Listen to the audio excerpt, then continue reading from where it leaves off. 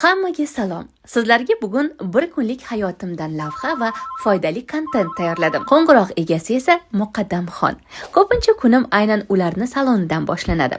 Bu kabi soch turmaklarim muallifi aynan Muqaddamxon bo'ladilar. Sizlarga ham yoqdimi?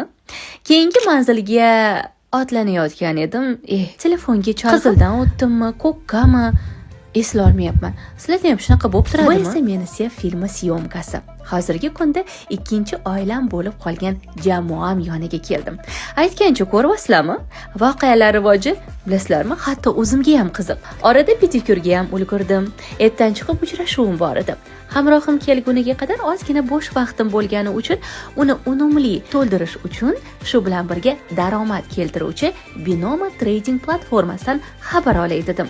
Boshida demo versiyadan foydalandim. Endi esa real hisobda foyda ko'ryapman. Hamsuhbatim kelgunigacha qaynoqqina kofe ichib tetiklashib oldim. Kunim ham barokatli o'tganiga xursand bo'ldim. Keyin esa uyga qaytdim. Men bilan o'tkazgan bir kun sizga yoqdimi?